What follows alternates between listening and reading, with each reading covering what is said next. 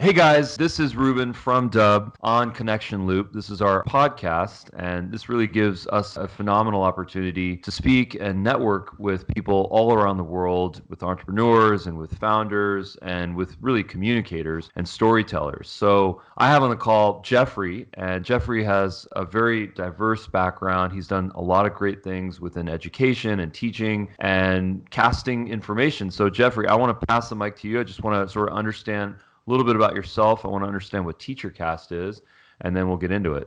Well, first of all, thank you so much, Ruben, for having me on the show. I'm excited to be here. Just a little bit of background on myself. I've been an educator for the last 18 years, got myself started in music education, and I am the proud father of almost 6-year-old triplets, and they are the love of my life. 8 years ago, I started a podcasting network called the TeacherCast Educational Network, where we serve the classroom by basically connecting the edtech companies to those educators who are using the technology. And I've been doing it for the last 8 years and have done well over 1,000 podcasts. And it's been absolutely a blast getting a chance to meet so many different great companies and educators and having a chance to work with them every single day. That's incredible. So you're really an early adopter in the whole podcast movement. I mean, you've done almost 1,000 podcasts. That's pretty incredible. I've done almost 7. You know, when I first started podcasting, education hadn't quite learned what a podcast is and what it can do for the classroom. I always say that we've kind of gone through 3 amazing waves of podcasts over the last 8 years. You know, you first had Google Hangouts, which got big. And then a couple of years later, you had things like Periscope and Blab, which got big. And notice I'm mentioning like free applications, which is in education what we like to use. And then recently we have things like Anchor and other free platforms that are allowing not only, you know, educators to get into podcasting, but also to have the whole use of audio and video really being used and shared in the classroom as a learning opportunity for students. It is absolutely a blast getting a chance to work with teachers on how to podcast and where to find great information. I was really brought to podcasting because I think for a couple of reasons. Number one is that, you know, I love to network. I love to speak to people. I love to learn. I love to develop relationships on calls just like this one. But I was experiencing a frustration point where, you know, if I had a great conversation and that conversation was private, that I wasn't able to kind of distribute or share whatever it is that I learned with people. I always said to myself after I had a call, wow, that was really educational. I really learned from that. I wish other people could know about that. And I sort of kept it to myself. And then if I had an opportunity at a future date, I would say, oh, so-and-so person mentioned that you should use X, Y, and Z. And rarely did I remember that, and so on and so forth. So really, I think why I love podcasting is because it's just a way to kind of feed 2 birds with one seed. Number one is that you get to network, you get to develop that relationship, create content, but then you just get to share it, disseminate it, and have other people benefit from it. And I think the tertiary benefit from it that I've sort of realized is that it's an amazing brand lifter. It is. You know? And you said the right word. It's a conversation, you know, and I say this to all of my guests before we hit the record button. No matter how many shows I've ever recorded, I've never once felt like I was interviewing anybody. It's always a conversation. And when you look at it as that conversation, it's just like going out to dinner with somebody. You're having, you know, a back and forth dialogue. And I feel that it really puts your guests at ease. They don't feel like they're on, and they're able to share a lot more. I mean, TeacherCast really started because I had teachers in my school district asking me questions about how to use educational technology. And, you know, I've got some answers, but I certainly didn't have all of them. So I invited somebody on and we hit the record button. And next thing you know, the TeacherCast podcast was created. And it was just a way to bring other people into a conversation and you record it. And then from there, you know, hundreds of ed tech companies and working with Microsoft and working with Dell and HP and all these other places. It's been absolutely a blast. And as you said, you're getting a chance to network and you're getting a chance to, you know, not only build your own brand, but you're helping others build your brand together. That's awesome. I'm actually on the TeacherCast website right now. So it's teachercast.net. Mm-hmm. And then how do we find your podcast? Oh, if you go over to teachercast.net/subscribe, you can find everything. We've got a few different shows out there. I do one for people who want to podcast called Educational Podcasting Today. And really for that, we speak to teachers who want to bring things into their classrooms and really create podcasts in their home studio. And our whole mission for that show is, can you podcast for free? And I try to come up with a yes for all those. But, I do shows for technology coaches. I do shows with vendors. We should do a show called EdTech in the Classroom, where I bring great companies on and we talk about how their products can be used. There's a lot of different things that TeacherCast has kind of taken me down that road. And you can always just go over to teachercast.net and, really find whatever you're looking for. Very cool. So you're a family guy. So I what is am. that like? How do you juggle all this? I mean, I see in this video that your door is closed behind you. Maybe that's a closet, maybe it's not. So what happens when the kids come running to your door, slamming on the door, and want to get your attention? How do you handle that? I'll tell you how I handle it on my end. Well, every door has a lock. Look, Both metaphorically and literally. yes. I am the proud father of almost 6-year-old triplets. It is a blast. We podcast together probably once or twice a month. And when I say podcast, I turn on my iPod and I ask them questions. What did you do at school today? What do you like to eat? What's your thoughts on this TV show? Just because I want to get them talking. I want to get them to have conversations, not only with me, but with each other. So we're actually at the point now where they can pretend that they're the host of the show and we do the Robert show or we do the Christopher show. And it is absolutely an amazing experience to watch the kids grow up using the technology. We play Legos, we do a lot of stuff. I mean, to be honest with you, one of the things that we like to do is we do little dub videos and then we send them to the grandparents. That way the grandparents get the little animated graphics on their emails. It's one of those things that we like to do. And, having kids at this age is really, really awesome. That's very cool. So have you considered publishing those podcasts and actually making them real? No, because they're not polished. We might talk for 15 minutes and it just kind of goes around in circles. I can see one day doing a show with them. If you look around the podcasting space, Pat Flynn just launched a show with his little boy. And it's a great little show, basically just talking about what are you doing today? I could see that, but not at 5 years old. They're not there yet. I mean, we're doing audio and we're sending them to family members. I started recording some videos of my kid just sort of explaining what he's working on and some of his science projects and Legos and the things that he's building. He's a great builder. I guess he gets that from me a little bit.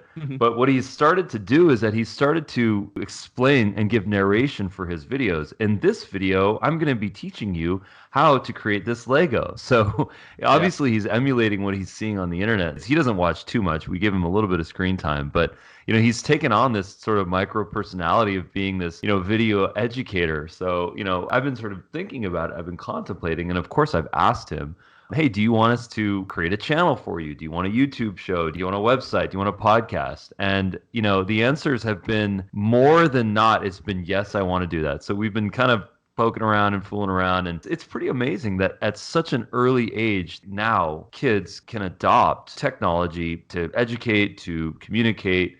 I mean, what were we doing at that age? I was probably on a bike somewhere, right? I was playing with He-Man and Voltron, I think, back then.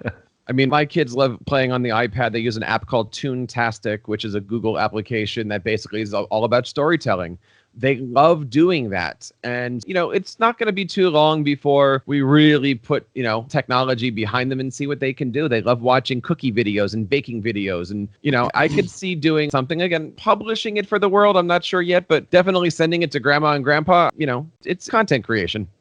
Well, speaking of content creation, I mean, one of the things that I instantly get from you is this, and it's obviously from all your experience, but, you're instantly comfortable, confident, you're able to communicate, you freeform very well in the audio video format. One of the things that we always hear about from people that are just onboarding themselves to the whole idea of video communication and video marketing and using video for sales is that they simply don't feel comfortable.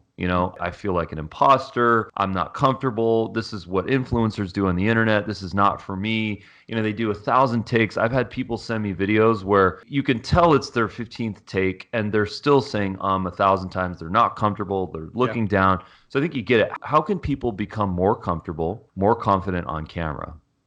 One of the things that I like to encourage every podcaster to do is edit their own shows. And so many times you see a podcaster say, I have somebody else that edits it for me. And I always say, great, if you can afford it, go for it. That's awesome. But take the time to edit your show maybe once a month, once every other month. Kind of get a chance to hear your own self speak. I know a lot of podcasters that don't even listen to their own shows. And we only learn from listening to ourselves. And we only learn by kind of going back and hearing where we are. I always kind of, when you were saying that, I was going back to the Jerry Seinfeld. There's two things that people are scared of. The first one is public speaking, and the second one is death. And his thing is he'd rather be the guy in the casket than the guy giving the eulogy.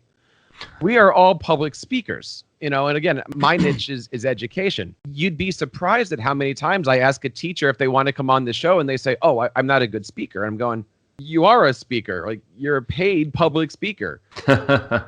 And I think this again goes back to me saying, it's a conversation. And if you do a solo show, it's a conversation with the audience. It's a conversation with yourself and the audience. Or if you're doing a show like you and I, pinging off of each other, this is just a great conversation. Confidence is always there. Being prepared. If you're starting off as a podcaster, my suggestion is always script the beginning, script the ending. Once you get to show number 20, 30, somewhere in there, I said, bullet points, the top and the bottom. At this point, I've been doing it so long, I know where I want to go with conversations, and we just kind of flow through everything. The biggest thing is, it takes a while to learn how to do the craft. It takes a while to get some self-confidence. And the more you do it, the more prepared you're going to be. They always say that the average podcast lasts only 8 episodes. And I have to think a lot of that is because we're self-conscious of what we're looking for. We're not sure how we want to go. And talking is a hard thing. Yeah, well, that's so true. I mean, I'm sort of inspired because I think that if people can realize that the technology and everything out there is so easily accessible and it's free, frankly, that there can be so many more conversations and just so much more education, so much more intelligence that can be shared with people. Because, the things that we find on the internet and on YouTube, I mean, they're great. And, I'm on them every day. But it's those conversations between people, kind of like this one, where it's those niches and it's those nuances of information that people can gather. And you just have to stick with it, and you got to, stay tuned, right? It's storytelling. That's all it is. I'm here to tell your story on my show. You're here to tell yours, whatever it is. It's all about storytelling. And if you kind of keep that in mind, it's no different than putting your kids to bed and having them say, Daddy, tell me a story. And you're making up the next Iron Man, Captain America adventure ad lib. And it's a great thing. I love doing it. So what is your story? What is your true founder story, your riskiest story? What is your path? How'd you end up where you are now? I'm a music teacher. I was a music teacher for 15 years, and I was conducting orchestras all around New Jersey, Pennsylvania. I had a few opera companies that I was working with up in New York while also taking my master's degree. And you never forget that moment where your wife basically comes out and says, it's time.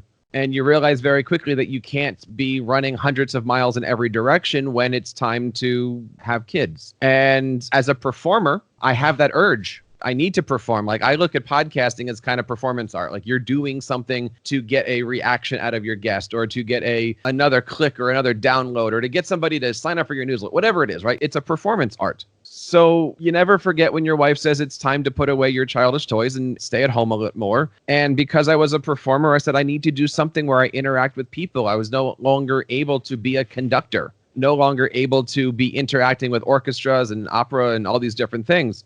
Enter podcasting. Every time I turn on the recording, I'm in front of my orchestra. I'm sitting here in front of 3 monitors. There's my violins, my cellos, and my brass section right front. And just like what we're doing now, I have to listen, I have to lead, I have to follow, and all of these things are revolving around I'm using my hands and I'm guiding technology. We were talking a little bit earlier about doing like live broadcasting and stuff. This has become my orchestra. And I wish I was the one that coined the phrase at first, but somebody had said TeacherCast is kind of like a symphony of educators. And I'm like, I wish I said that.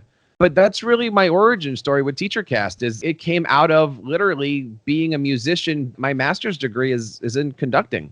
Podcasting is just an extension of all of that. It's interesting how many things you can take from the stage into the recording studio. And I love being able to, again, work with these things. Here's the difference here. And I'll tell you why. I don't ever want to say I like podcasting more than I like conducting, but I will never, ever be able to speak to Mozart, and I'll never, ever be able to speak to Beethoven and say, what did you mean by that piece of music? But here I am talking to the founder and the creator of an amazing technology. And I'm going to say, how did you intend for people to use that? And after they're using it in a different way, how did you change the way your company changed? You'll never be able to look at Beethoven and say, after that trumpet player played the phrase, would you ever want to write something different? So I love the fact that with podcasting, I'm able to reach out to these people and, again, make the connections. But it's more than networking. It really is that creatorship of, I want to ask you questions and say, how did you make this? And why did you choose this? And what was the reasoning behind all this? And I love those questions. Again, I'll never talk to Leonard Bernstein. Right. Well, I mean, I think one of the reasons why I connected to you is because you're a personality and you're a thought leader. Even on the TeacherCast website, I'm learning about you. I'm learning about Jeff. And I really connect to that because my whole thesis now is that people are the new brands. It's really not my thing. I've been hearing this and I've been believing this, and a lot of people are talking about it. Big companies, big blue chip companies, Fortune 500 companies now are trying to associate themselves with personalities, with people. I mean, there's whole idea of an influencer or a thought leader. Really what it means is that it's a person, it's a human being with a story that's gone through some journey and now is doing something or representing something. And, I always try to inspire people to, put yourself out there. There's no such thing as being private anymore. Everything is sort of accessible now. Put your bio on your site, put a photo of yourself, put a video about your origin story. It will make people connect to your brand and to your company, and it'll help you grow, frankly. So I really appreciate how you've done that. Thank you. And for that reason, when you look on my bio page, it's a picture of the kids. They're in costume, which gives that cute factor. But I love talking about my story. I mean, that's why when you look on jeffreybradbury.com, the first thing you see is my TED Talk. And the whole TED Talk is about the kids and how they were born and all the struggles that we went through of, going through a premature triplet birth at only 25 weeks. There's a lot of stuff to that backstory, and that all puts into every single recording that you do and every single company that you work with and how you move forward with it. Your story is amazing. Everybody's story is amazing. And it's just about how are we going to tell that story? TED Talk, amazing. Did not know this. Very cool. I can't wait to watch this. I'm staring right at the YouTube video. What was your talk about? The conversation was really around inspiring greatness, taking risks, and giving rewards. That was really the topic for doing the TED Talk. And at that point in time, it was 2016. My kids were 3 years old, and one of them was still living in the hospital. And I couldn't think of a better topic and one to easily talk about than the journey that my wife and I had been on from having triplets. They were 25 weeks early. The night of, one of my kids was helicoptered into Delaware, and suddenly you're thrusted from a normal day to you're a father. You've got 2 kids in Atlantic City. You have another kid in Delaware, and your life is now different. And all of that stuff I can completely trace back and say, I don't think my life would be the same without TeacherCast, without the podcast. And I know that because of, if it wasn't for the podcast, I know I wouldn't have 3 kids here. And that's kind of the whole spirit of the TED Talk of, if it wasn't for me doing this, my wife and I would have been in different spots in the world. Her water still would have broke. And I'm not guaranteed that I would have had 3 kids survive that night. But because of the podcast, we were all in the right spot at the right time in a completely different hospital than we were hoping for. And we were put into a trajectory that, baby boy B was not living with us for about 3.5 to 4 years. And it's been an amazing, amazing ride. And, here we are. They're almost 6 years old and they're all home with us now. There's this quote that I love, which I actually heard, I think it was on a Joe Rogan podcast, but it's a Confucius quote, actually. And Confucius said, he says, we have 2 separate lives. The second starts when we realize we only have one. And, what I'm hearing from you is that you're on your purpose. You're pursuing what you're passionate about, what you were destined to do. But the irony is that that's not what you started out doing. You started out as a music composer getting your master's. But through the universe and through serendipity, you ended up where you are. And, a lot of people don't have that gift. I hear about this constantly where people are still searching for themselves. And of course, all who search are not necessarily lost, but it still takes everyone a different amount of time and a different path. So what sort of advice can you people that haven't necessarily found what it is that they want to do and what it is that they want to pursue in their lives and how they can get there? My only advice that I give to people is keep moving forward.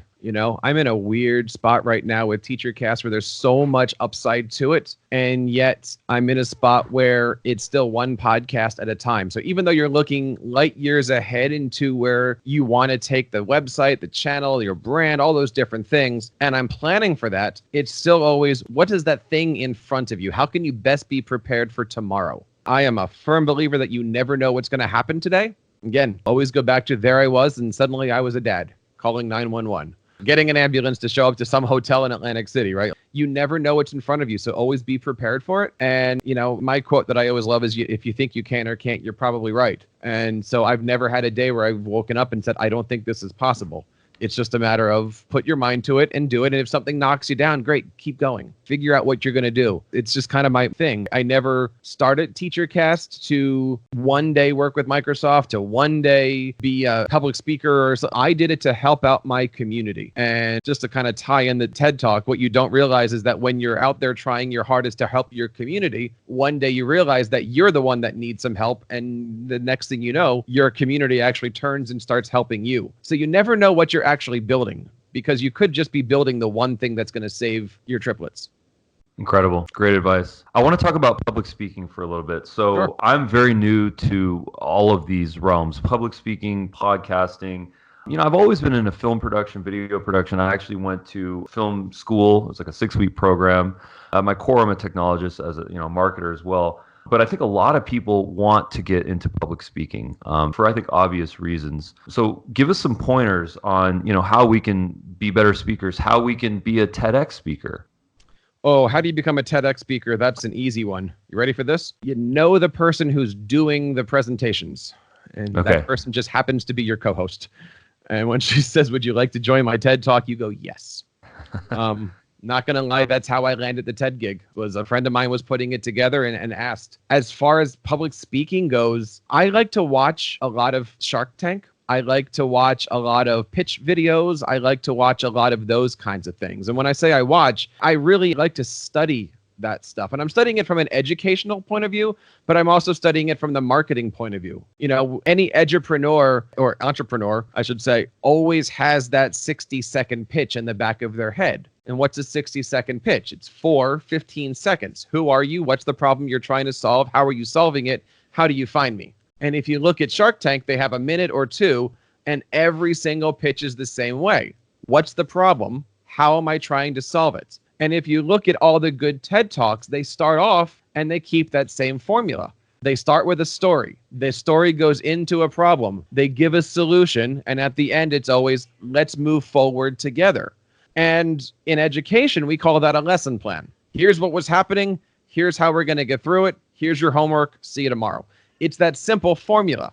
I also, and I'm not kidding about this, I watch a lot of wrestling, and the key to being a good public speaker and a good presenter is to know the ins and outs of how to give a good wrestling promo, because every single wrestler knows one thing. They know how to stand up and sell that next pay-per-view. I'm going to do this because this person did me wrong. Don't forget to pay your money next Saturday at WrestleMania. It's that same formula over and over again. And when you start to look at it that way, you can say, oh, well, my podcast is now going to look in that format. And if you kind of craft your podcast in that format, you realize that not only are you entertaining people, you're talking them through the conversation, but you're also going to find that people are going to see you at the end of the show because they know that that's where the payoff is coming of how do I find, how do I get more, whatever the situation is on that. So I'm a big believer in these formulas. And even when I give my workshops, which are sometimes 3 or 4 hours, or when I give just an hour long, keynote presentation, it's always in that same formula of we're here for a reason because we want to be transformed. We're here to learn something.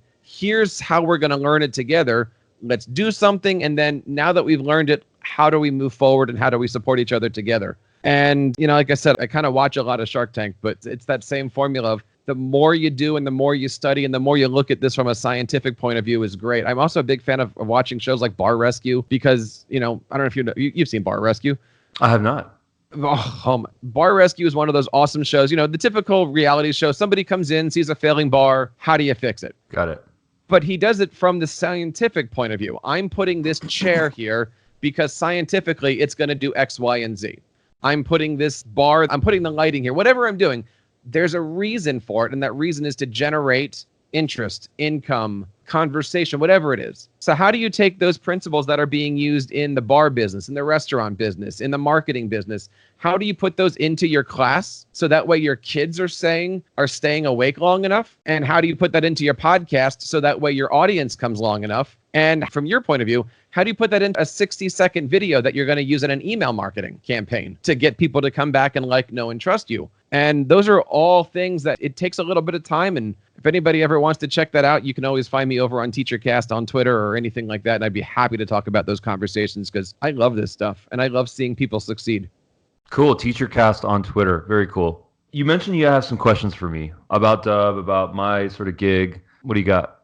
Well, the biggest thing that I'm looking for, and I think your audience is looking for, is when it comes to being an entrepreneur, when it comes to taking that step, what are some of the risks that you guys have run into, and how are you succeeding with it? Well, I think very similar to your career path and that of most, it's been a very non-linear ride for me and for us as a startup. When Dub started out, it actually started out years ago, and it was something extremely different. It was actually a way to connect with freelancers in a sort of local, kind of close to you by situation where there's a photographer, or if there's some sort of performer, you could actually hire them and then you could pay on the app. It was essentially a freelancer marketplace, believe it or not. And we raised some money for that iteration, for that concept from investors, and we had built this kind of early prototype. And it was really a nightmare because it was this two-sided marketplace. We had to acquire talent, and then we had to go buy buyers. And the unit economics was terrible. We couldn't figure out how to crack it. But what he had known early on was that, if we can allow people to use video to communicate, to pitch themselves, to share their stories, that's going to increase conversion rates from an e-commerce perspective. So we built out this platform, the system, and it was not great, but we had this specific technology, around video that had all this potential. So, we as a startup, we sort of went through all these iterations and we figured out what the hell we were going to do. And then finally we said, okay, well, who really needs video is it's job seekers. So I think the earliest iteration of Dub as a video platform was for job seekers. So here I am, I'm looking for a job.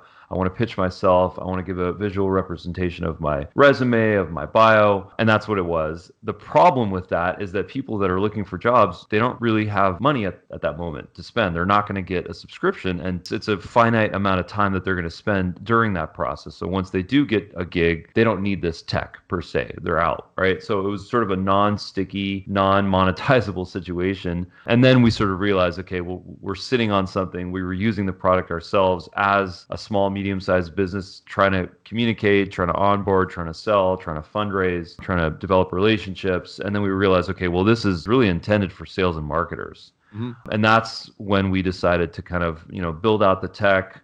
I had sort of an early pilot program with a larger company where we saw some success, saw some conversions. And then, we got a couple of opportunities to just really scale up our user base. And, of course, since day one, we've had a freemium model. So most of the people on Dub are actually on the free account. Now it's functional and it's good, but there are some limitations. But then there are the other folks that get to use all the kind of advanced features that kind of really tap into that early thesis that, businesses, if they can communicate with video, they're going to solve a lot of problems specific to conversions, communication, trust building, and so forth.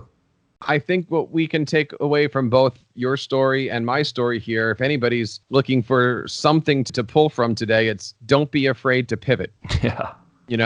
If you search on TeacherCast, if you search on Apple Podcasts, we've got shows on podcasting, we got shows on tech coaching, we got shows on edtech, we got a lot of different things. And I'll stop right there and say, when I say we, it's just me doing all this stuff. I have a habit of talking actually in third person. Everything on TeacherCast is totally homegrown on this. But it's because don't be afraid to pivot, right? Like you found something that you like doing, you found a concept, but it wasn't quite there. So let's take a slight left turn, or let's take a drastic left turn. And you find that the best companies are doing that. I mean, look at the stuff that's happening right now up in Redmond. They're majorly going on a left turn and doing it because they need to. They're adding all these different features. Office 365 is doing really well. Windows is doing really well. But that's completely based off the fact that they needed to make a couple left turns. Even our friends in Cupertino, they're doing something, and then suddenly, next thing you know, left turn, and we've got a new mapping system, or we're adding this feature to the iPhone because it needs to. Don't be afraid to make left turns, and don't be afraid to say, okay, this kind of worked, but don't. Let's try something completely different. Always ask your audience. Your audience is really what it's going to be there for anyway. Yeah, well, I think the challenge, though, in that is that the time that it takes to go through that pivoting process, the lives that are lost, so to speak, the money that it takes, the runway or lack of runway that exists on the path, the, sort of challenges that you have interpersonally with the people that are around you that maybe want to give up on you, maybe they don't, that process That to me is, I think, what really differentiates true sort of entrepreneurs, the people that can somehow get through all that process. Because whatever it is that you're thinking of right now, my theory is that 99.9% of the time, that's not what it is that you're going to do, whether it's in your career or whether it's a startup or a tech that you're building or even art that you're creating. At some point, you're going to go through this evolution process because that's just how the universe works. But getting through that, that's the hard part, and whatever it is that I think people need to do to ensure that, and that really is a personal thing, in terms of how much risk you want to take. I have my war stories on that process because it takes years. I think when we're looking at being an entrepreneur, starting a business, no matter what the focus is, I always have to take a step back with all my decisions and go, no matter what, I'm in the people business. I'm here to help other people. Is what I'm doing for me or is what I'm doing for other people? And it took me a long time to figure stuff out like that. But that's one of the reasons why if you look at TeacherCast.net right now and you're looking up at the top, it says very clear, I need help with. And I'm pretty big for that. I need help with integrating technology. I need help with recording my podcast. And I've found that by switching that philosophy of I'm here to provide the answers to a question that somebody else has, that whole like, know, and trust thing just absolutely skyrockets. I mean, you and I came together because I had a need. I had a need to better market, to communicate, all those different things. You have a fantastic platform that is transforming the way I'm doing business with my educators. We're all in that people business. And whether it be reading a blog post, listening to a podcast, watching a tutorial, or getting an email, we're all in that business of how can we transform somebody's life in that split moment or over a series of time. And when you really get down to it, it's the way it says in the top of the website. It's a place for teachers to help other teachers. I've always been about that. And I think, if everybody needs to be looking at it going, we're all here to help out each other and we're all in this together. But at the same time, we all have special skills. So let's figure out how we can help each other. I want to help teachers. I want to get Dub into the education arena. My wife used to be a teacher at a place called Making Waves up north. It was a nonprofit. And she actually taught math, which is great. And, we're going now through the process of teaching our son. We're in Kumon and we're constantly teaching him stuff, always showing him videos, in fact. Mm-hmm. And Dub is not really used in the education segment. It's really for, SMBs. It's for kind of solopreneurs. How do we do that? What do we got to do? Oh, wow. That's a hard one. That sounds like a longer conversation. I will leave you with that and that little seed, because maybe we can, reconnect in 6 months or a year from now. And by then I can have developed something specific to, the education arena towards teachers.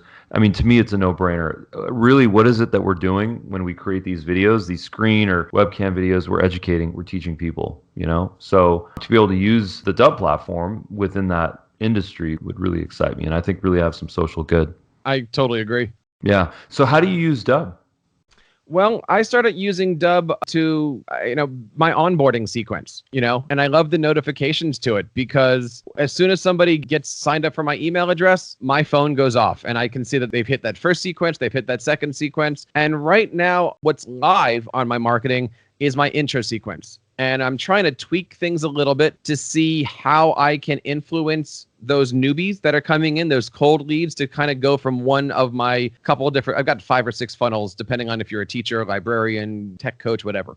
So I'm using it right now for that. At the same time, I'm actually taking this summer and I'm crafting a series of short videos that eventually I'm going to be uploading into the Dub system and using that throughout my email marketing. So working right now through applications like Final Cut, Camtasia, all my different email applications, I'm coming up with a series where if you want to learn how to do Google Apps, here's your 15-week email course, and each of the videos is going to be done on Dub. I'd rather actually do the emails through Dub. Number one, I get the notifications. I see them interacting. You have the nice little home screen. I can click on the button. Hopefully I can get them. I haven't gotten anybody yet to actually leave me a video response yet, but hopefully that happens. And that's where I really want to see Dub at its best. Could we upload the video to other platforms? Yes, but those other platforms don't let me know that there's actual activity. So I love that through Dub, through the notifications, I'm able to see everybody and how they're walking through my intro sequence. So I'm taking that, tweaking the intro sequence of the words through the videos, and really trying to use that to change what I'm going to be doing moving forward with everything. As a technology coach, somebody who works in a school district to help out teachers, I'm going to be using Dub to send out quick videos. The fact that you've got a free Chrome extension that works and you can quickly record a video, I know exactly when you hit that video and when you open up that email, as opposed to me putting it into Google Drive or me sticking it onto a YouTube or something. I don't know if you've hit that. Another good example is I have a client who was asking me a ton of SEO type questions. I made a 10-minute video with all these screens and everything and put it up on Dub, sent it to my client, and I knew she only listened to like 15% of the video because your analytics are awesome. So when I was speaking with the client, I had the opportunity to say, oh, did you happen to see at the end of the video? And the client said, oh, yeah, I did. I'm like, no. No, I know how far you got into it. I know because it gives you geography data. So I love the analytics to it. And I'm looking forward to when school year starts, popping up an entire series of, here's Google Apps 101 and here's Podcasting 101. And so that's what I'm working on right now to actually take advantage of the whole Dub system. I think it's fantastic. Well, that's great to hear. It's a work in progress. We're building the plane as we fly it. We actually have some really exciting news that's coming out, which is I can't wait to get your feedback on this kind of new aspect of it, specific to, real-time communication. I don't want to give away too much, but I'll plant that seed, but I'll make sure you're one of the early adopters of it. I would love to. There's so much potential. I mean, seriously, I'm not just saying that because we're doing the show, but there's just so much potential for a system like that that also then gives you the analytics to it. For me, the analytics is still in the system, no doubt. And that's the educator talking and that's the marketer talking. Well, okay, so speaking of analytics, it sounds like you really have a technical grasp on a stack of software, of tools that you use to run your business. And you mentioned you use the word we. Well, I would argue that it is a we for you because it's you and technology and infrastructure that you've built. And it's, sometimes our team is comprised of ones and zeros in tech. So give us some tips on, a good stack that someone can use, a CRM, some podcast stuff. Like, what's the tech that you use? Oh, my big advice for anybody, and I'll get into specific applications, is find applications that allow you to make templates. Yes. My podcasting workflow is very, very simple. I record through an application called Wirecast because I like the application. I stick it right into Final Cut, and within 10 minutes, I can have an hour-long podcast done, edited out. And one of the games that I like to play is, can I actually have the podcast fully edited before I say goodbye to my guest? And Final Cut allows me to do that. It's instant rendering. It's all visual. Even if I'm doing an audio podcast, I record everything in video because I can see where the mistakes are. Much more than if I just had a long audio file, I wouldn't know where the mistakes are. So just my little tip and trick, when I'm recording, I always do video. And if there is a mistake, I'll go like this to my camera. If you can't see, I'm putting a piece of paper in front of the screen. So that way, when I stick it into Final Cut, I can actually see where those points are and I can quickly do the edits. Ooh, got it. So I stress to any podcaster, new or old or experienced or whatever, record in video. You're saving yourself time, so much time. I'm a Microsoft trainer and a Google trainer, so you always take advantage of your Google Apps and your OneDrives and all those great things. And I'm a huge WordPress guy. And so everything I do is designed around the website. I always think about the website as a digital hub, and all of my social media pulls off of it. All of my marketing campaigns pull off of it. All my newsletter pulls off of it. If I'm going to keep going, I use CoSchedule constantly, and I use ConvertKit for my marketing. So I try to automate as much as I can, but there's also a lot of psychology, and especially teacher psychology, when you're dealing with marketing to educators and how you present different pieces of content and where you present different pieces of content. I never thought of we being mean in technology. I'm actually thinking a lot about that since you said it. But there's a lot to TeacherCast, but the reality is I rarely touch it until after 8 o'clock or 9 o'clock at night when the kids are in bed. It's not my full-time job. It is a passion project, and it's not something I make my living off of. It's a service that I give to the community, and I think of every podcast that I do as a service that I give to the community. And so I just love being able to put myself and the network in a position to continue to do so into the future. Love that. Yeah. So one of the things that we're doing for our podcast is we have Shannon, our kind of producer, creator. He actually built an Adobe After Effects template where we drop an MP4 file similar to this one. Mm-hmm. And then it actually, I don't know if you saw the last one that I dropped, but it automatically generates a waveform which is really interesting because it's the video, but then it's the waveforms that are sort of moving around. And it's actually one of the waveform animations is our logo. So it's kind of a branded thing, but we've gotten some positive feedback on that. What is your take on sharing podcasts in the video format? For example, this one right here, we are shooting a video. How is it most valuable? Or should we just pursue all options? I think you should pursue all options. Every audience is different. For the longest time, I was taking all of my audio shows and putting them up on YouTube as video, because when you record through Wirecast, you're basically doing a television program. Why not just do it both? You realize that you're not getting a lot of, people don't generally go to YouTube and watch talking heads unless it's something like ESPN or CNN or something like that, right? Like you're not watching two podcasters talk for an hour. I've seen a lot of success. I've seen a lot of not success of people putting the audio on YouTube and then throwing a bumper over top. There's some great applications that you can subscribe to that give you that feature. What I've found is just make good content. My video stuff is now going up on YouTube. My audio stuff is going out on iTunes, Apple Podcasts, Stitcher, Google, all those different things. If there is something special, I'll stick it up on YouTube. For instance, when I was working with an edtech company, we would take some of the interview and I would put it up on YouTube as a teaser to then hopefully get people to come back to the website where I would have an entire blog post of, how to on the application and stuff like that. So really it's about knowing your analytics. The success is kind of in knowing your numbers. I don't believe success is your numbers, but I believe success is knowing your numbers and knowing where people cut off. One of the things that I love saying, and I don't, kind of a weird way of putting this, but the average person listens to a YouTube video for about 30 seconds. But the average person listens to a TeacherCast video for about 18 minutes. And I look at that and I go, okay, what am I doing right? When am I doing it wrong? But mostly I'm looking at that going, how do I get that to 24 minutes? What do I need to do? Where in the conversation is that lull? Or where in the training video am I not getting people to that next hump? You might get a kick out of this, but for a while there, I was doing a show where it was me and a guy from California and he had a puppet. And every time I felt the conversation dipping in the subject matter, we would bring in the puppet and that would kind of help energize our conversation to get us to that next hump. So there's a lot of stuff that we can learn from each other. And there's a lot of stuff that we can learn from these different statistic points. But, most people think of podcasts as being an audio format and most people think of tutorials being a video format. So that's kind of what I've changed myself to over the last couple months. Well, speaking of video, you've seen a number of our YouTube videos. And, we obviously put a lot of production into those. It's a whole process. But it's a very lean process. We don't have a crew. It's a sort of a Rode mic on top of the camera. And, there's sort of, I'd say, minimal story, but like a lot of content. What's your take on that? Just for everyone so that people know, it's Dub App on YouTube. I want to see the third camera. There's got to be somebody who's standing in front of you while you're skateboarding, having a conversation with a guy on the camera who's walking close to you. Like, I would love to just be a fly on the wall on Hollywood Boulevard to see what you guys are doing out there because you've got a niche there, right? 2 or 3 guys out in the middle of California talking about these amazing subjects. And I love it when the people are actually interacting with you and saying hi to the camera and you're interacting back.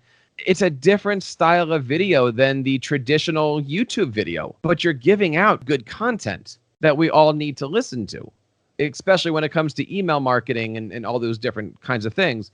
You're presenting it in a way that's keeping my attention to the end of the video. And, there's videos that you've put out that I've watched a couple times, and there's videos that you put out that didn't interest me at all, but I watched the end of it because, again, you're on a skateboard in the middle of the street. I'm waiting for something to happen.